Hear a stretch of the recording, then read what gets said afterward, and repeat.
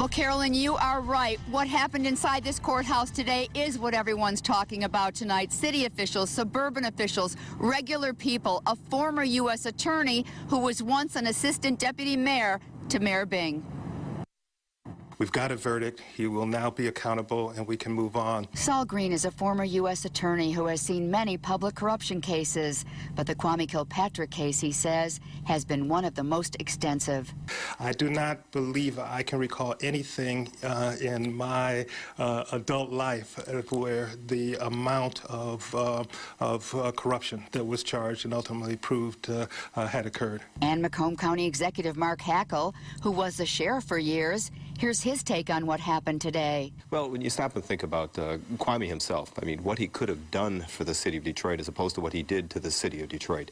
A remarkable person who had so much talent, and it's so sad because now that became his brand, and now it became his identity, and with that, it kind of took the city in that same direction. It is what everyone was talking about tonight. You're not above the law forever. You can't do whatever you want to do. You can't just set your own rules and go about it and think you're going to get away with everything. Tom Cherney and his wife were out to dinner in Royal Oak. You're accountable for your actions, and when you commit a crime, you must pay the penalty, regardless of who you are. I was just wondering if he would be found guilty or not. I believed he was guilty.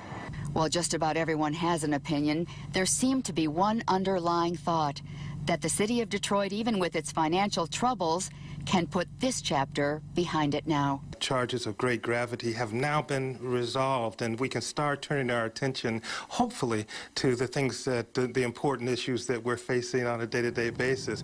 There's so many things that are so much more important than Kwame Kilpatrick.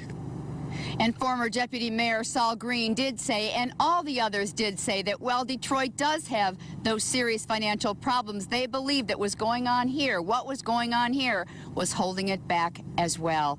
At the federal courthouse, I'm Cheryl Choden, 7 Action News. Stephen, back to you.